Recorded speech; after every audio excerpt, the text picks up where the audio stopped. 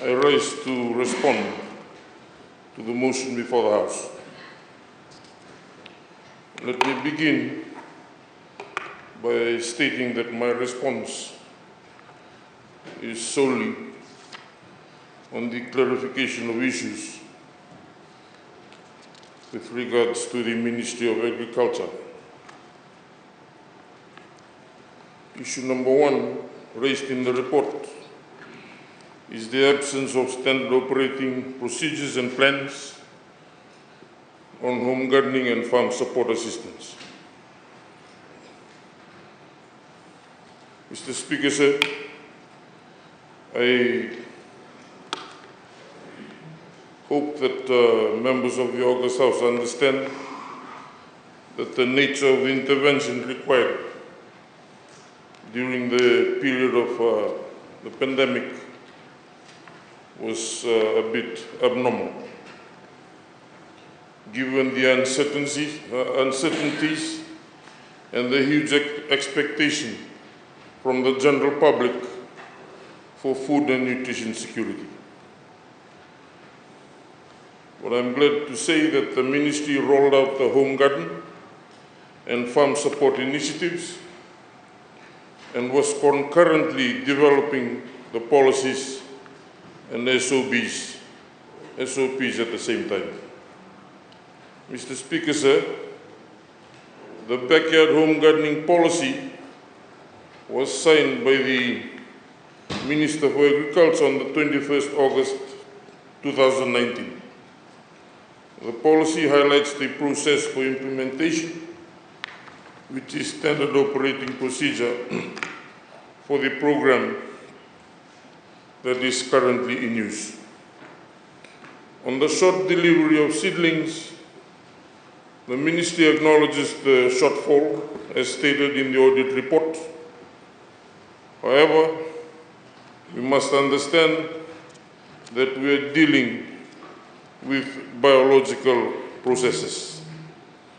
Despite having the best of a seedling raising facility, you would always have challenges achieving 100% germination and survival till the hardening process.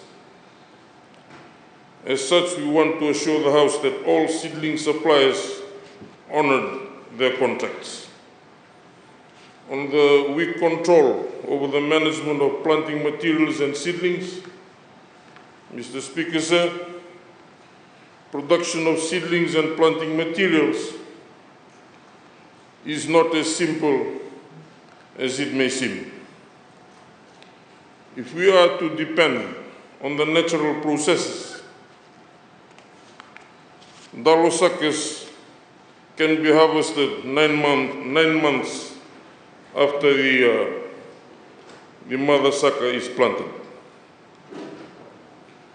The shelf life of the ndalo suckers is between 3 to 4 days, and as such, it needs to be delivered and planted without delay. Therefore, seedling production and harvesting must synchronize with land preparation. Mr. Speaker, sir, delivery had to be made at multiple sites and to a centralized facility. And it takes time to collate multiple deliveries simultaneously. And we note the concerns by the audit team and assure the House that all telecards have been updated. Mr. Speaker, sir, let me now turn to the opportunities that have been presented as a learning or a takeaway from this exercise. Mr. Speaker, sir, Fiji or the Ministry of Agriculture does not have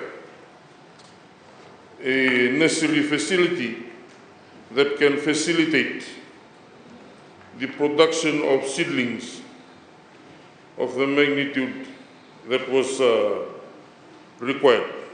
However, there had been talks with the British American Tobacco Company during the time when the leader of opposition was minister,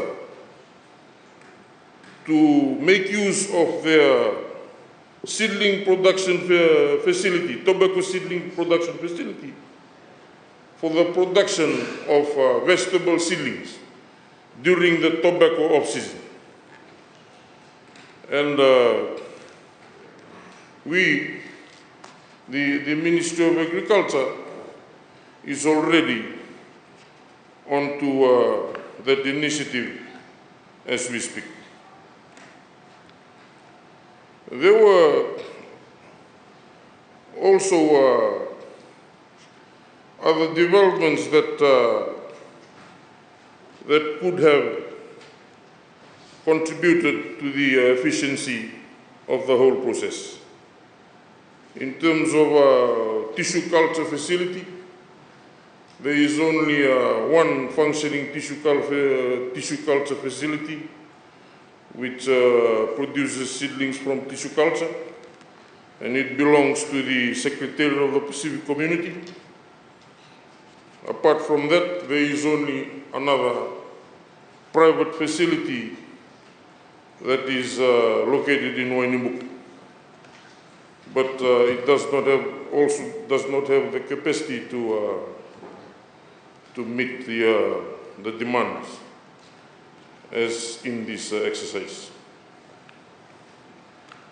Mr. Speaker, in terms of concerns on supplies, I want to assure this August House that a proper market survey under the Ministry of Agriculture procurement policy was conducted, and price was not the only factor that was considered for vendor selection.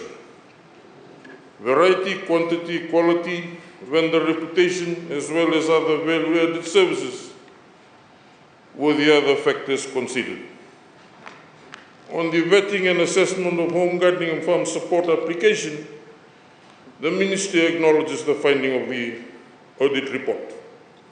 However, Mr. Speaker, it should be noted again that these were abnormal times and movement was restricted.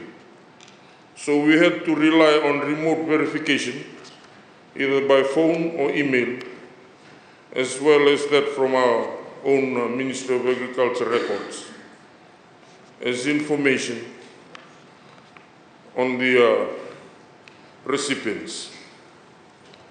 Post-COVID, I want to bring the attention of the Honourable of the August House that the Ministry has a monitoring and evaluation and a risk and governance unit that regularly checks the policies and procedures across the Ministry to ensure compliance.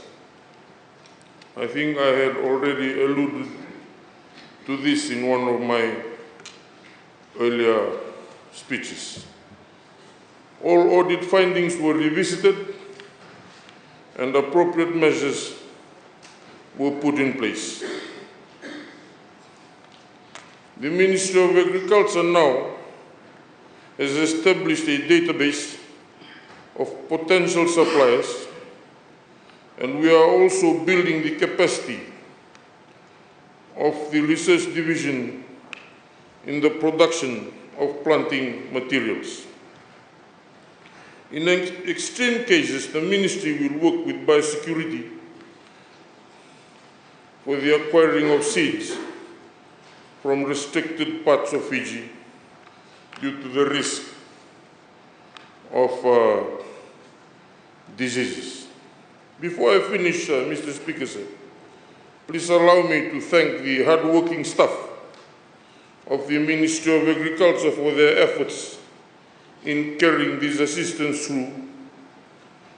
And I have been told that they ran an operation called Green Link, which involved the traffic of farm produce at the checkpoints.